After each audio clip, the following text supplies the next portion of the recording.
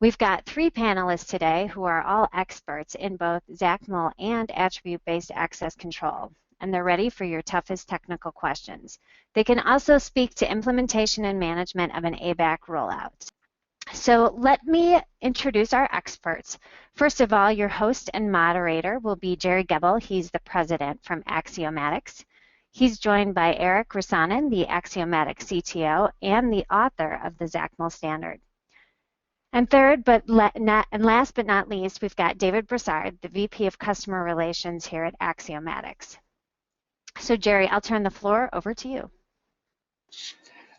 Thanks very much, Kelly, for that intro.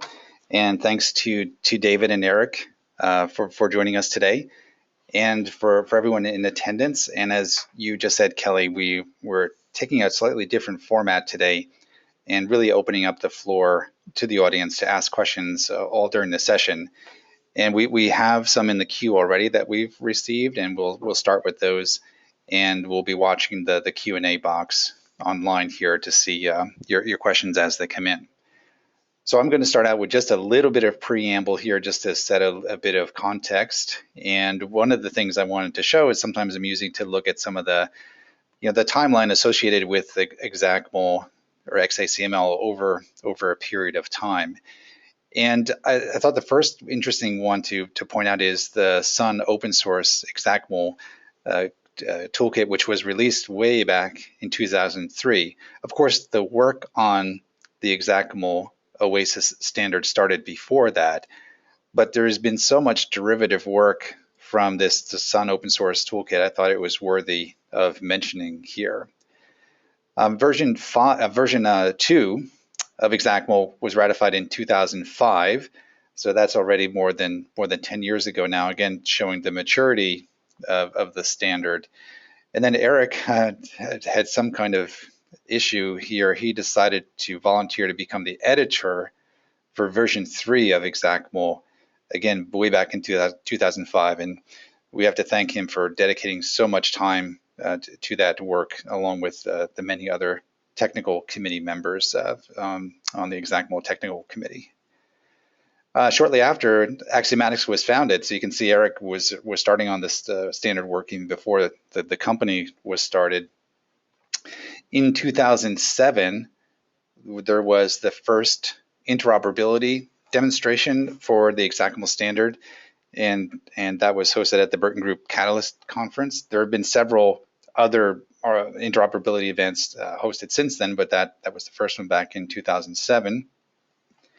And then there was a bit of a lag period of time here until version 3 of the standard was ratified in early 2013, and so that was certainly an important milestone in the evolution of the standard.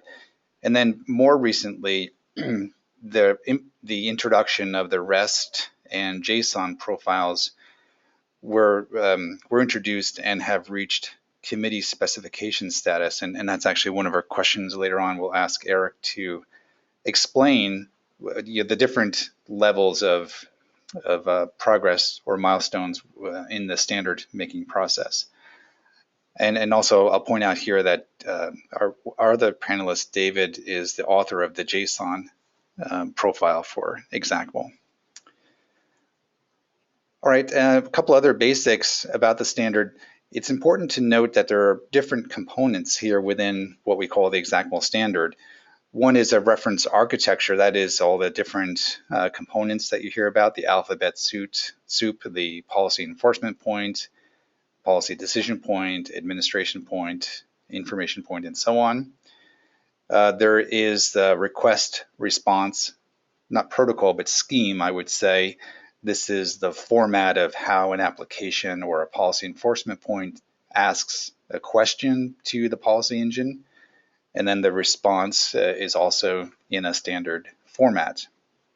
And then finally, in the lower right here, of great importance is the policy language. And I suspect that's where a lot of the questions will revolve around for today's session.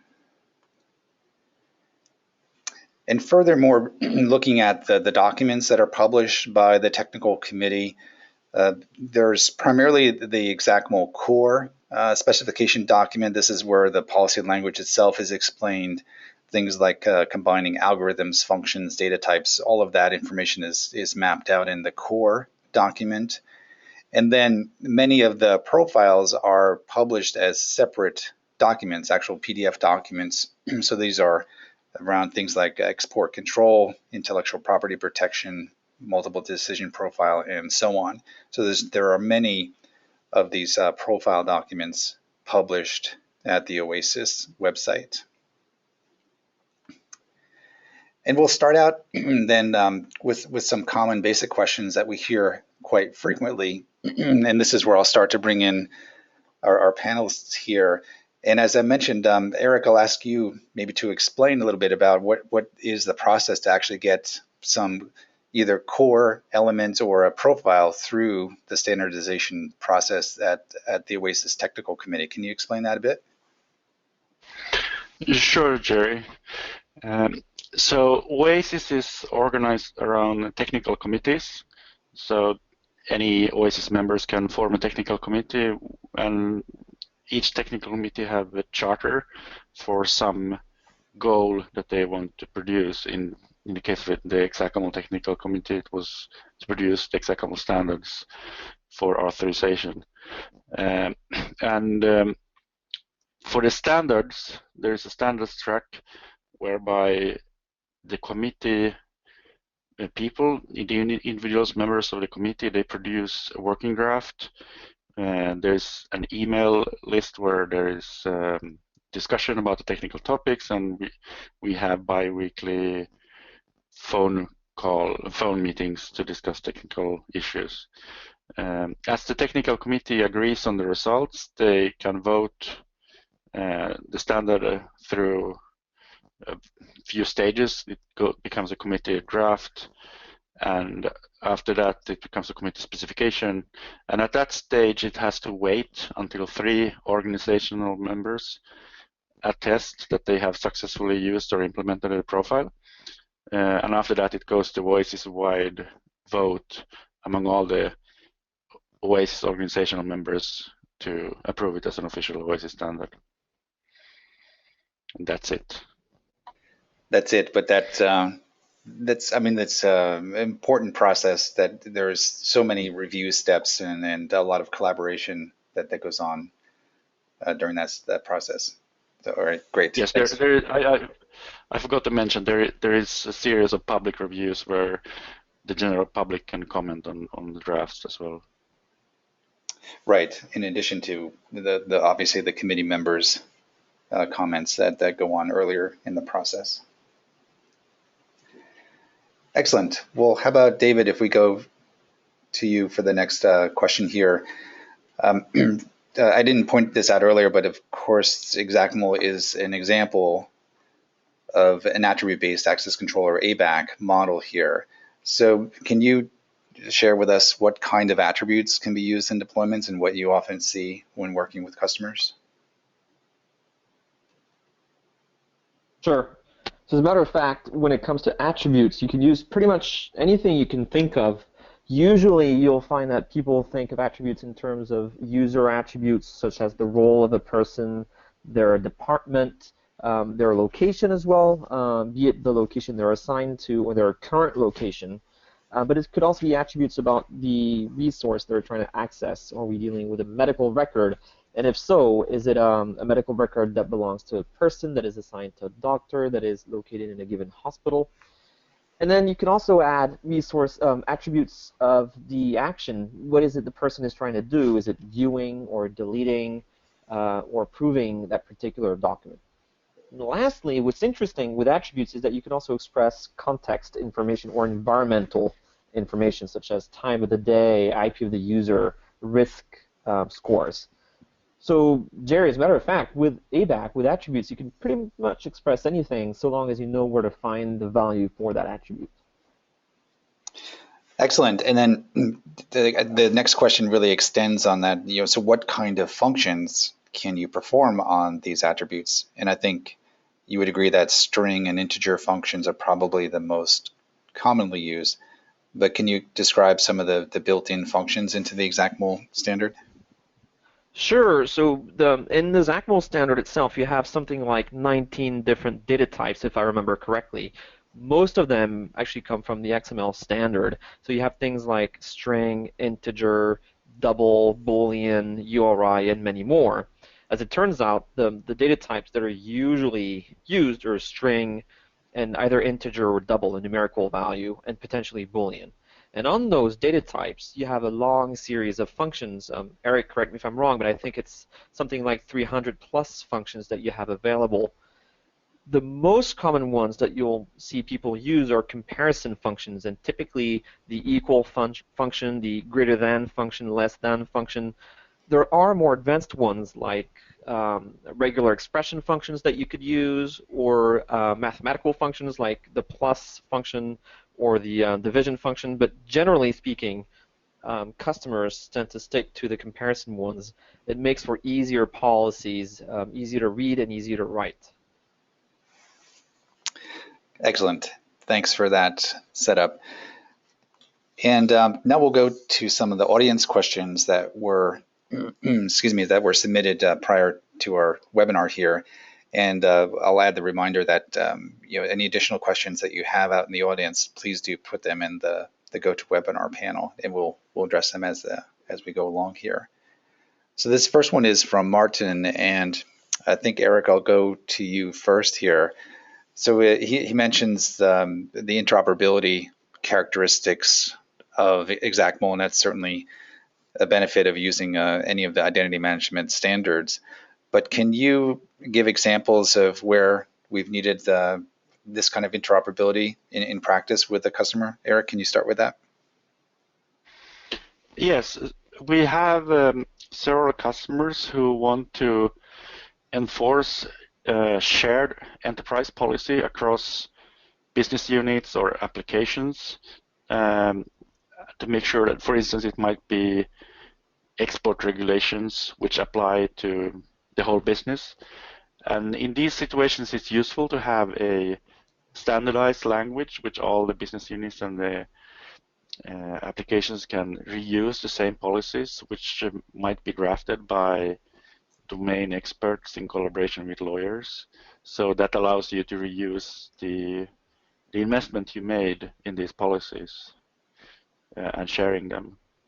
That is, I guess, would be the most common use of the interoperability of policies in practice. Right, and I think we've seen cases where there's, say, a hierarchy of policies, and maybe company-wide policies that many lines of business need to enforce, and then line of business specific rules, and then of course application specific rules and policies. So that would be another way to describe what you just discussed. Exactly. Very good. And David, what about maybe on a technical integration perspective, where we encounter the need for interoperability between our products and other vendors' products? Can you speak to that aspect of interoperability? Of course. So like you say, it's not just interoperability on the policy level, it's also interoperability on the request response side of things, how you request for authorization, how you get a response back. XACML, through its architecture and through the request response scheme you mentioned earlier, standardizes how you would ask for authorization, and therefore it makes interoperability easier between different applications that might behave as enforcement points. The usual suspects are going to be web application gateways, API gateways, application frameworks like Spring Security that will call out to a central authorization service, or in XACML terms, a policy decision point. So there you get the interoperability between those clients and the central authorization service. And it means, Gerry, that you can actually do what I would call vertical integration, where you can have enforcement in your API layer. At the same time, you can have enforcement in your business tier. At the same time, you can have enforcement within your data tier on the database level. And because the enforcement and the authorization are interoperable, you end up achieving consistent access control across your multiple tiers. Right, and I like the idea that this allows the integration between products to be more of a configuration exercise rather than some kind of engineering or customization exercise. Correct. Yeah, you really want to drive for configuration-driven authorization versus writing custom code. Very good. Okay, well, Martin had another question here, and this definitely comes up quite often, and that is how is XACML used in practice? And here he's speaking specifically to who writes these policies within a company or agency that's deploying an XACML or ABAC authorization system. David, what are some of the examples you've seen different of our customers use?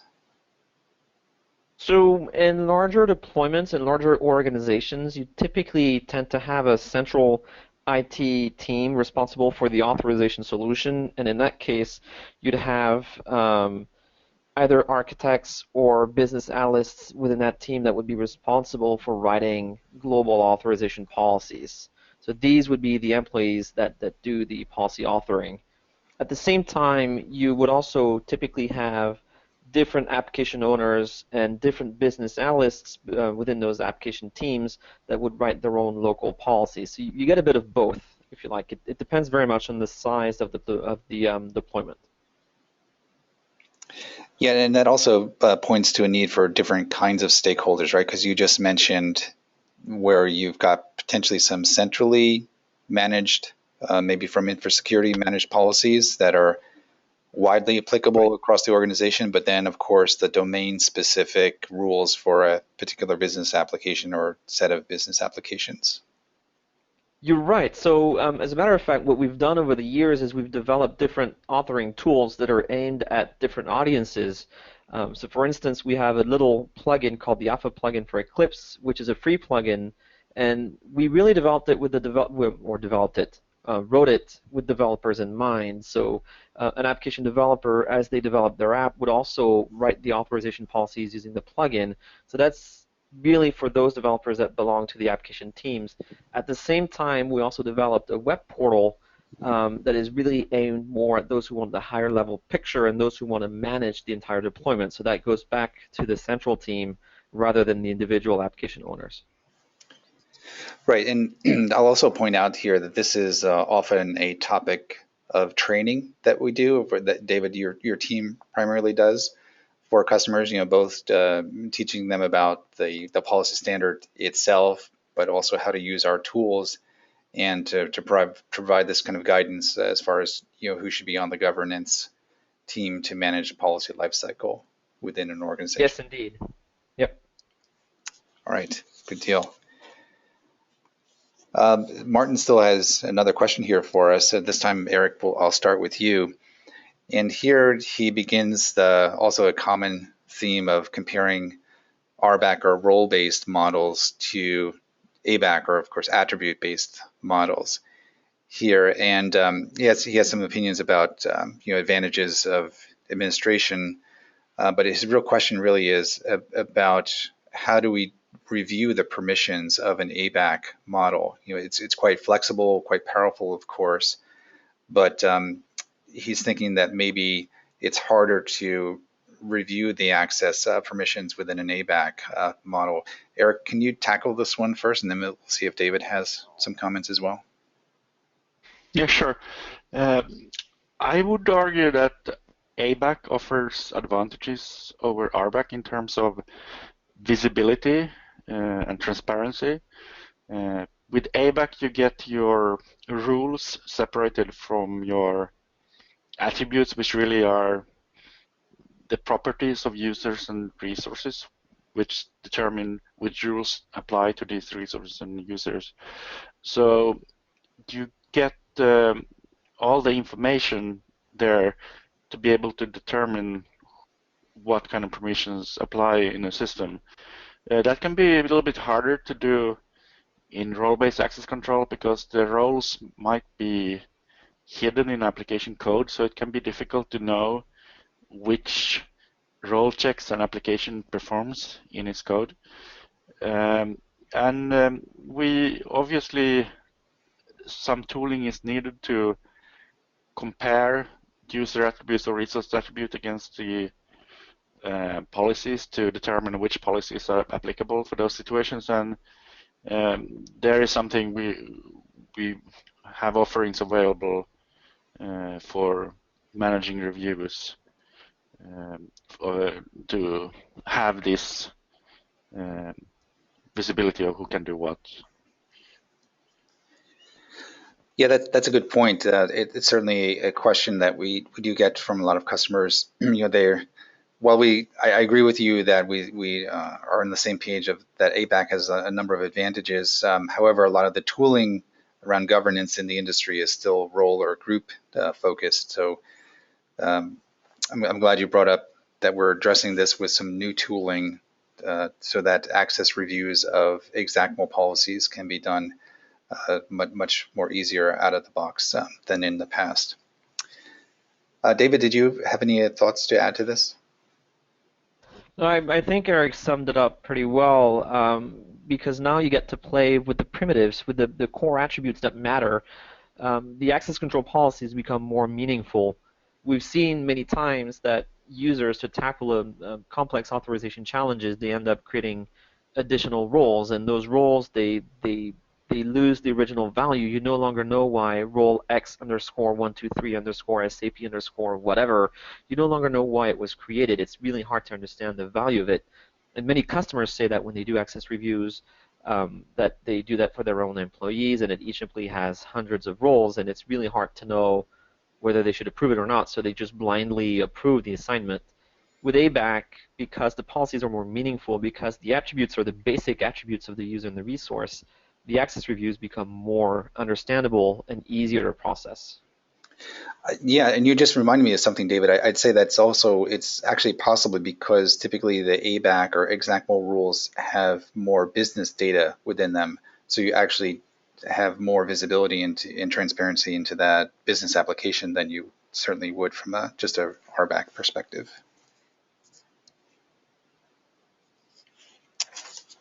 All right, let's continue on here because our next question comes in. I forget again who this was from, but it actually ties into the previous discussion here because we have these attribute-based policies, but of course now we're not just concerned about managing roles and permissions, but we're managing these attributes and their values. How are companies addressing this, David?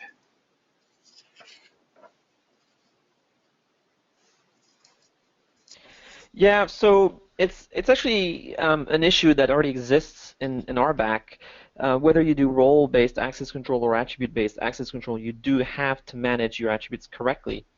What we've seen customers do is that they spend time identifying the information model, they spend time identifying the origin of the attributes, and then they maintain them in a central dictionary. One of our larger customers in Europe, a leading bank, defined an internal wiki site where they've defined their attributes, which they identify with a unique URI, and on that wiki site they define the owner of the attributes, the relationship of that given attribute to other attributes, the potential range of values for those attributes, and also when to review those attributes. So there are a lot of good best practices that we've collected over time on doing proper attribute management. And at the end of the day, it is something that you should have done anyway, regardless of ABAC. ABAC just gives you a good excuse to finally get your attributes and get your data in order. This actually reminds me a lot of the work done during the days of meta directories, synchronizing data between directories and databases and identifying, who is the authoritative owner of an attribute, where is the authoritative source. So what you're describing really is, as you said, just an extension of some of those industry best practices that already exist. But we do apply them now to an ABAC system. And ABAC and the XACML architecture really promote you fetching the attributes from the original source instead of copying over information inside the ABAC or the XACML system. What we've seen a lot with RBAC-based approaches is that you would have to recreate roles or recreate permissions within the IAM suite, which leads, of course, to stale data and a management nightmare. ABAC and XACML will have this approach that you should connect instead to the original sources, avoiding that stale issue. Right, less concern about propagating data or that lag time. Excellent. All right, David, I think we're going to stick with you to start with on this question here. So it's a little more specific and technical, and that is how you use target and conditions within the policy language, within policies, policy sets, and rules. And can you comment here on what attribute categories are used within these functions and where, and then are there any best practices or any advice that you want to provide around using targets and conditions? Sure, Gerry. I just noted that you had a little XACML pun there with the advice, but I won't comment on it just yet. Can always count on you. Sorry, go ahead. I said I can always count on you for the dry humor.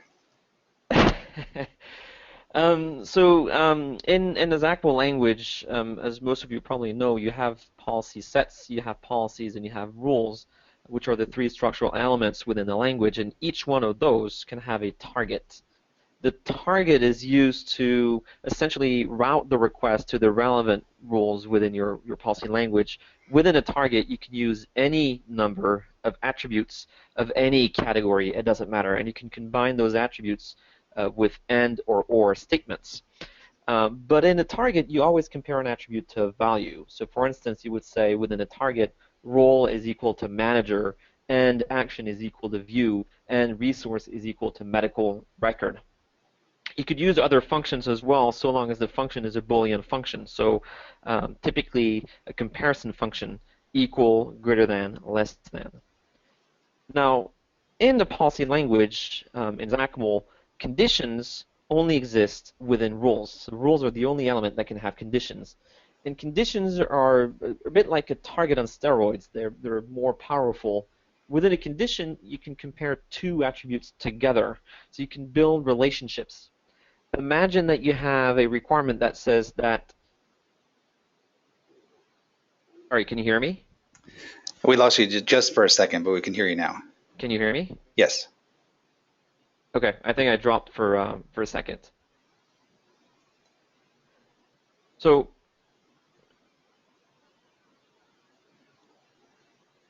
can you still hear me, or? You seem to be dropping out. Erik, maybe you can take over talking about the condition component here while David sorts his connection issue. And I'm back. Can you hear me now? Yes, we can hear you. Okay, great. So in the condition, you can use more functions, and in particular, you can do comparisons between two attributes, which helps you implement relationships. A typical requirement we get from customers is something along the lines of a doctor can view the medical record of a patient they are assigned to. The they are assigned to involves comparing the doctor ID to the ID of the assigned doctor for that given patient. That is what you would do within conditions. And there's many more advanced functions you could use, such as the mathematical functions that I mentioned earlier in the Q&A. All right, great. Erik, is there anything you wanted to add to this? One thing I'm curious about is what kind of debate occurred on the technical committee to come to a decision on these, because I imagine there are people that maybe wanted to use some of the capabilities of the condition statement within the target clause. Did anything like that happen back in the day? Yes, this was actually before I joined the XACML committee when the target and condition structure was defined. I discussed this with some of the members of TC. So there was a desire to have the target as a simple structure which could be indexed in certain conditions, so it would be more efficient. Personally, I think that it, in the general purpose, it's not that useful to think it like that, because you would want to have the possibility to dynamically retrieve attributes from remote sources, which complicates the possibility to index the targets. You tend to index the request instead in the engine, and there, so it's a historical decision which was made to have these two different capabilities there, which complement each other. Mm-hmm. All right, very good, thanks. And Erik, I think I stick with you here on this question that came in earlier, and it has to do with the combining algorithms that are implemented in XACML. Can you explain what these are used for, and maybe some examples of the different combining algorithms? Yeah, sure. They actually call combining algorithms, to be technically correct, and they make decisions about which policies have priority over others, and that is obviously a very important part of a policy framework to decide precedence between different rules.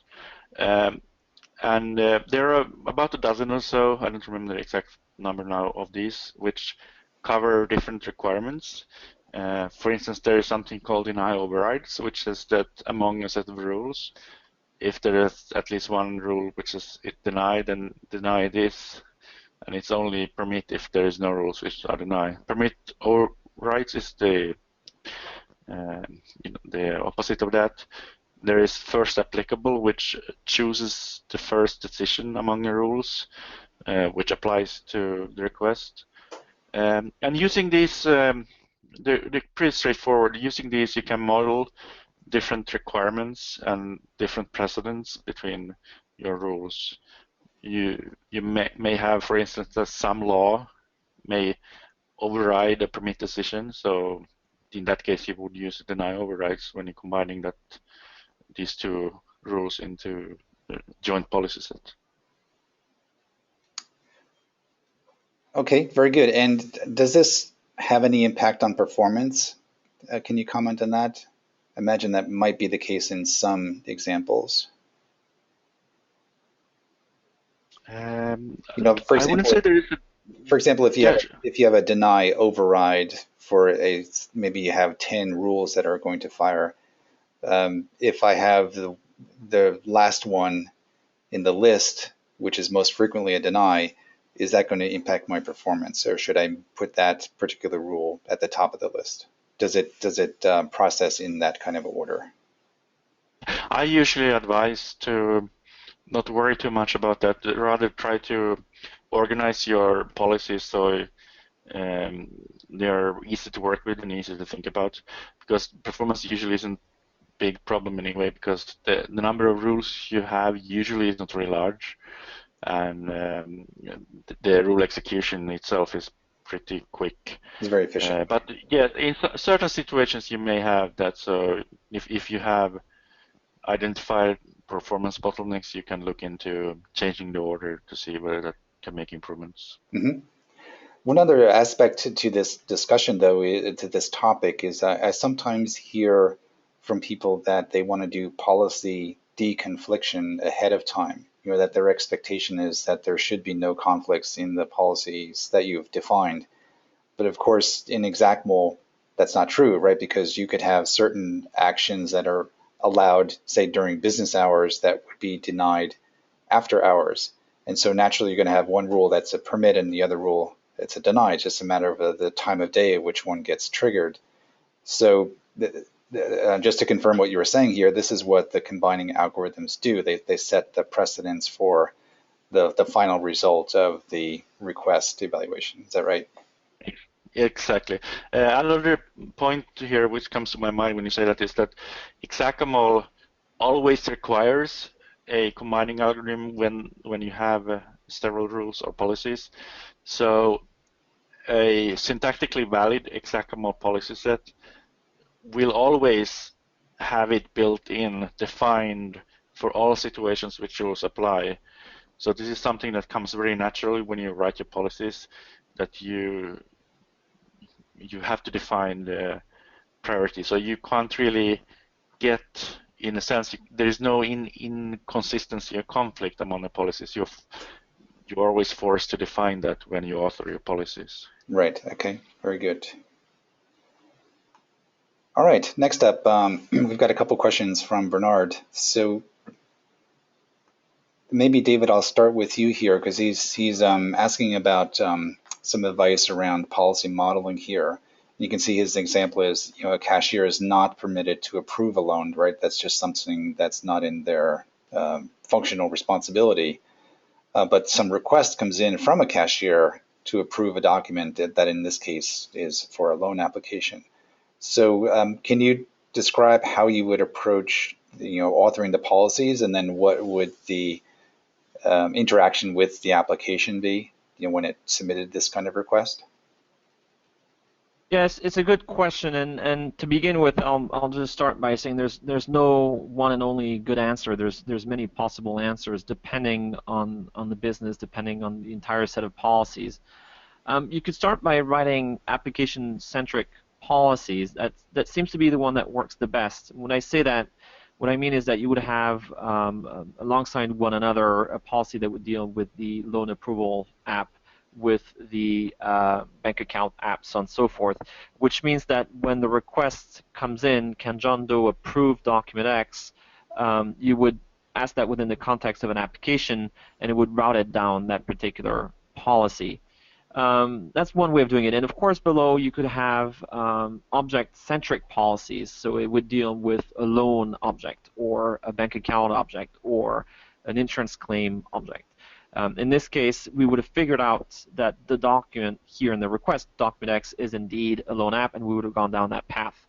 Below that, you could very well have user-centric policies. So one would focus on cashiers, one would focus on loan processors, so on and so forth, the different list of roles that you have.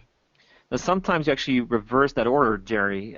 If your business is very user-centric, if what matters most within your business is not so much the application or the data you're dealing with, but rather the role you play within the organization, then you might actually start with a role-centric set of policies. The other thing I want to add to the question here, or to the answer, is that you can have a very generic permit rule that says a user is allowed to approve a loan, period. That, of course, as a rule, is not a very good rule because it's very permissive. But then what you're going to do is you're going to add negative cases, meaning that if you are the creator of the loan, you cannot approve the loan. Because as it turns out, it is enough to deny you the right to approve the loan if you are the owner of the loan, but the other way around is not necessarily true. And you could add a lot of those negative rules before the permit rule, and then tying that back into the previous question on combining algorithms, you could combine all those rules with a deny overrides, or even with a first applicable, provided you put the permit rule as the last rule in your list. And so then you could also do things like, certain levels of manager have an approval limit. Indeed. Now, going back to one of the very first questions about attributes, you could think that you have an attribute called approval limit, as you said, Gerry. And then, obviously, the loan has a loan amount, and you could say that a user can approve an amount. A user can approve a loan if the approval limit for the user is greater than or equal to the amount of the loan. And then, if you apply the principle that I just used a minute ago, you could actually reverse that and say deny if the approval limit is less than the amount of the loan. Mm-hmm. So in this example here, when the request from the application comes in that John Doe tried to approve this, mm-hmm. in this example, the deny would just be the result and sent back to the application, right?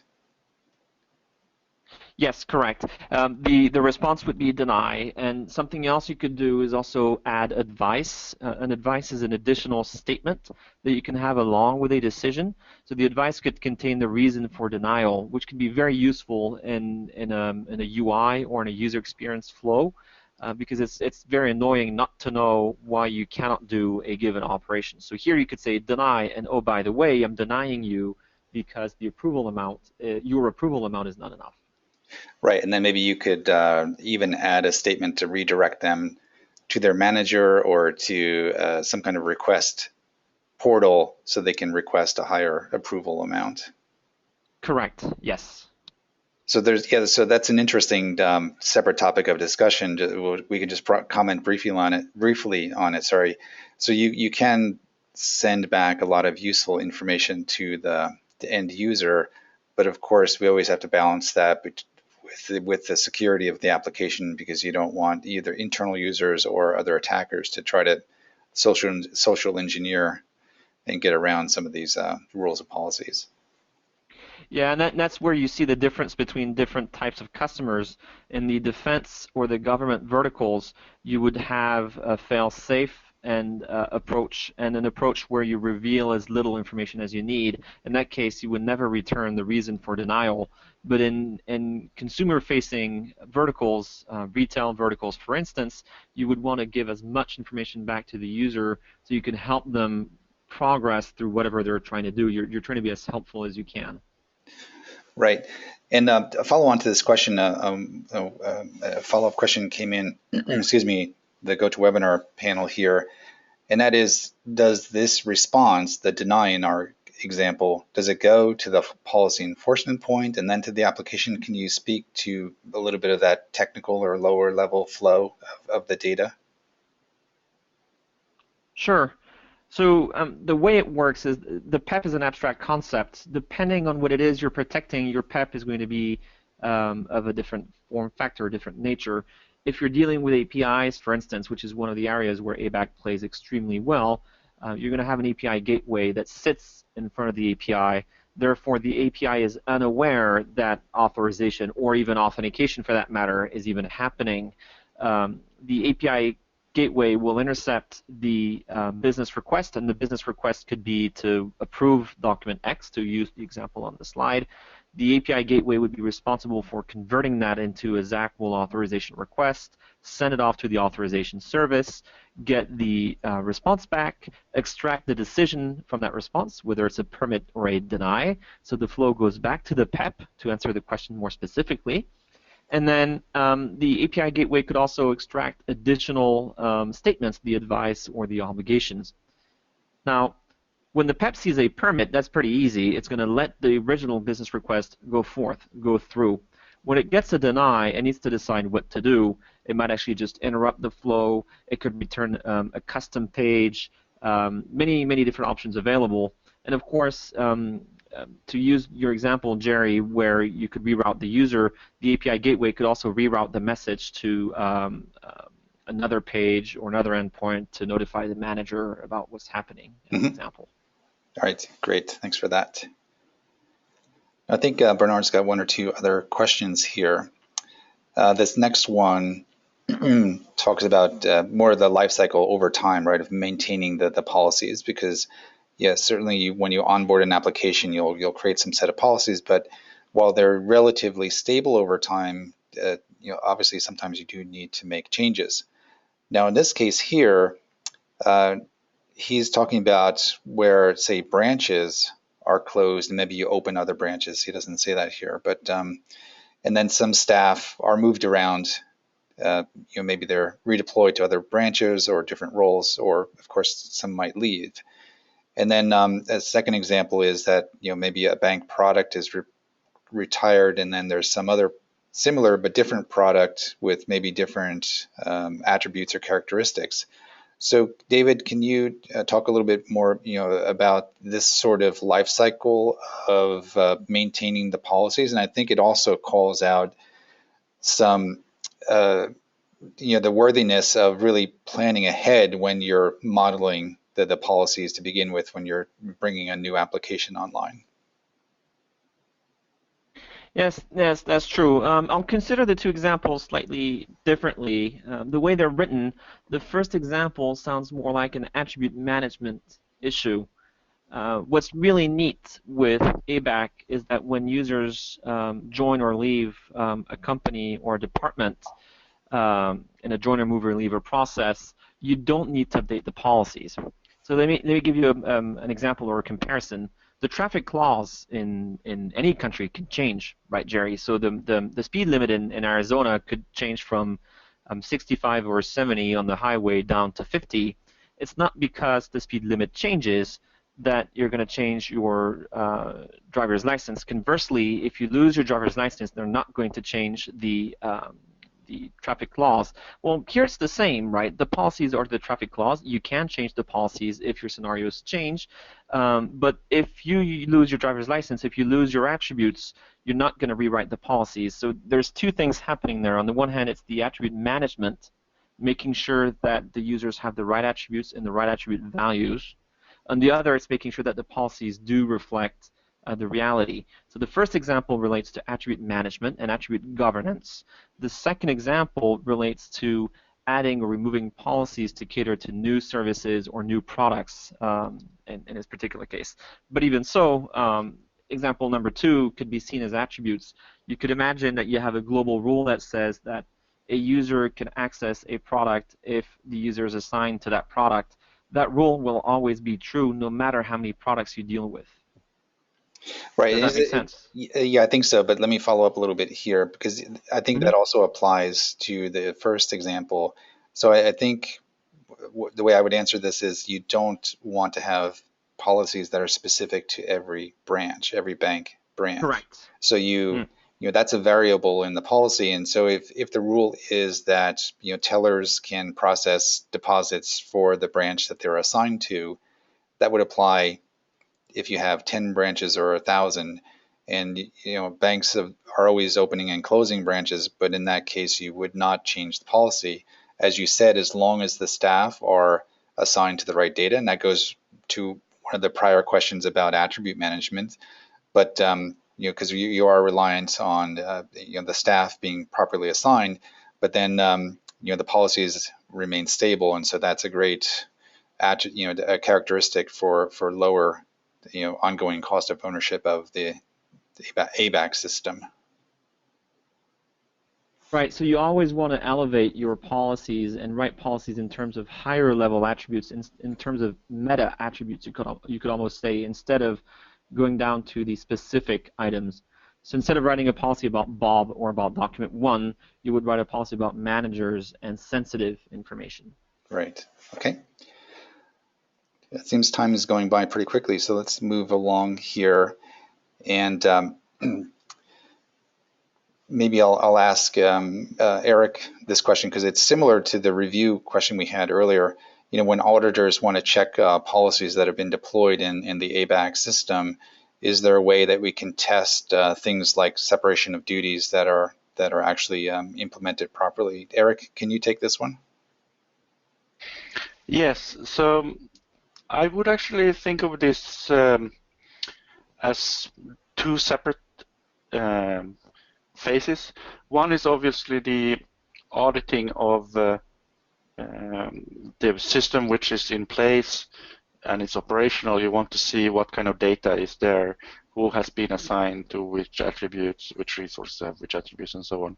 And this is essentially the same question as we had earlier in the webinar about doing access reviews, where you can validate that these violations of policies do not happen.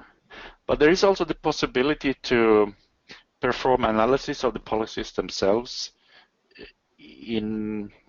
irrespective of the specific data you have in your deployment. Axiomatics has a product called Axiomatics Policy Auditor, where you can define invariants, things that should apply to these policies. For instance, that no foreign national may access data which has a certain classification.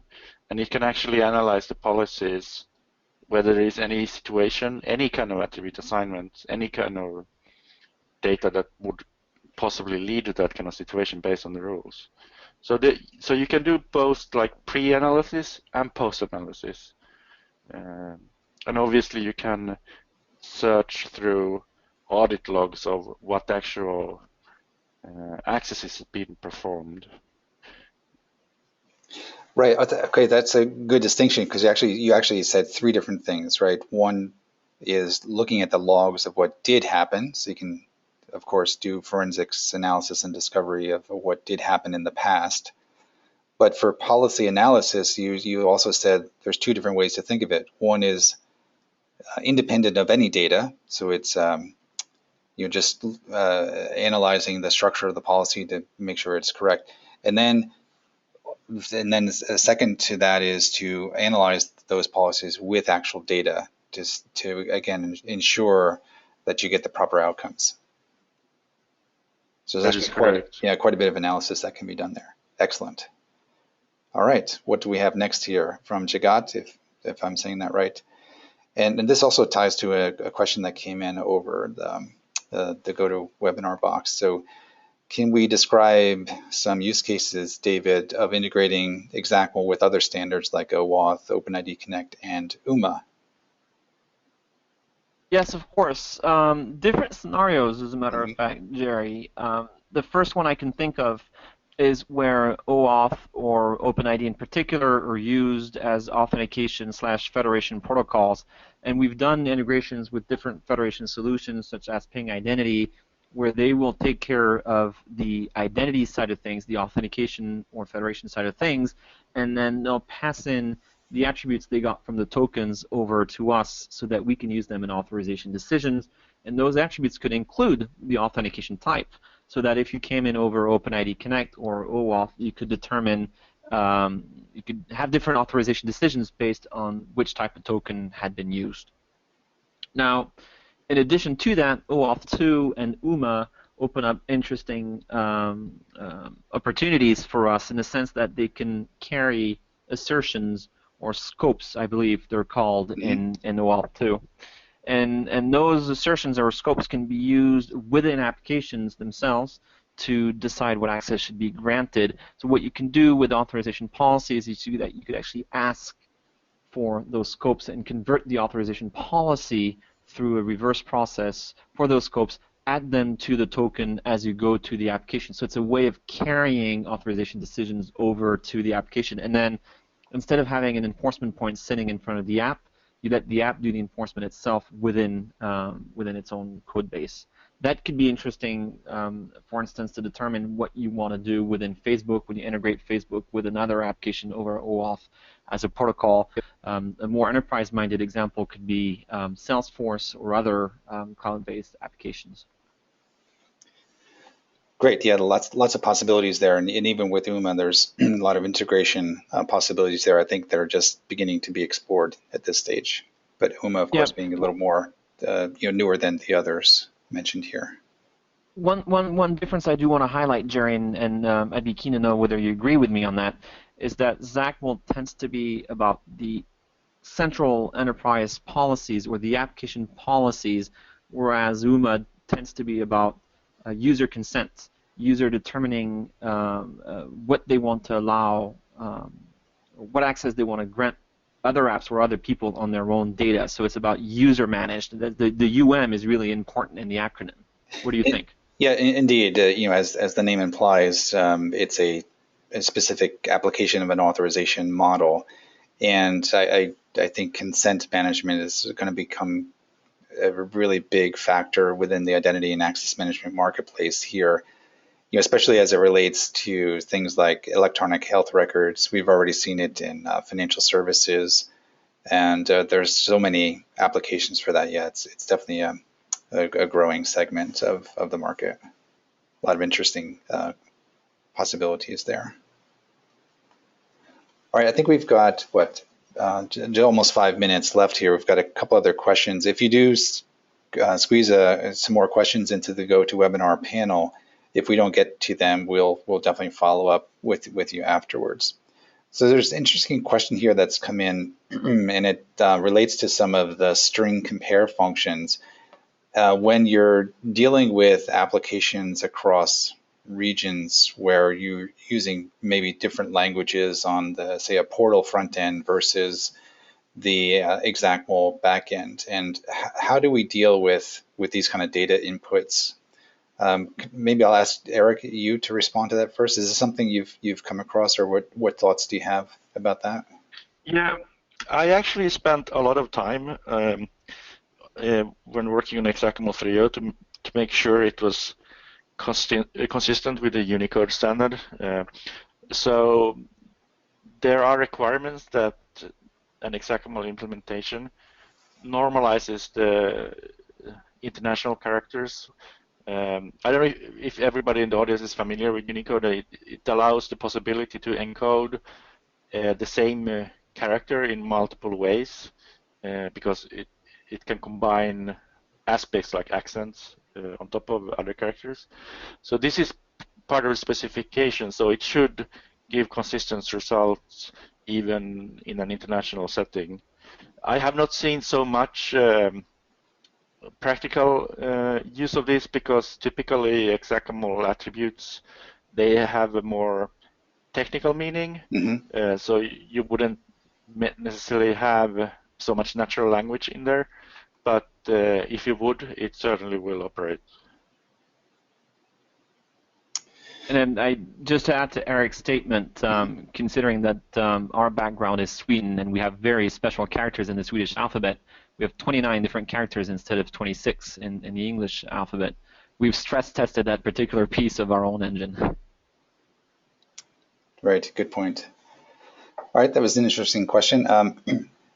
There's another one here about the policy editor. So if a company were to deploy XACML, is there a way they can, brand the policy editor instead of, say, using what we ship, or maybe even another vendor what they ships out of the box? Maybe we, Erik, can you comment on our own policy editor? So can I put my own company brand on that and skin instead of what we ship out of the box? Yeah, so I don't think any of our customers have done that. So certainly it would be possible as a modification, but we have not. Maybe I'll hand over this to you, David, if you have any comments on this. It's a question we get, Erik, on RFPs on a regular basis, but you're right. I don't think that any of our customers have actually done it, but it definitely is a requirement we see out there. And the way our developers have created our UI is that it's template-based, so you can change the look and feel and even the branding pretty easily. Right, so easy enough there.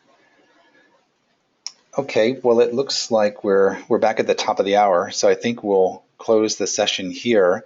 Again, if you have further questions that you want to send our way, please do so. We're happy to take these questions at any time and provide you a response. Gerry? Yes, David. Yes. Can I just squeeze one in that's really interesting that we got on in the chat? Okay.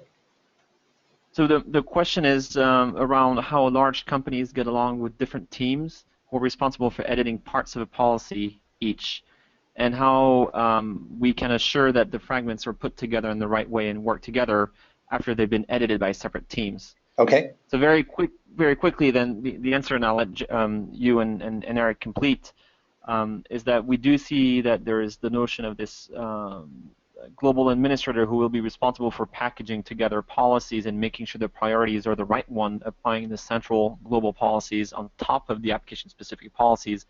And then you're going to have local application owners write the local policies.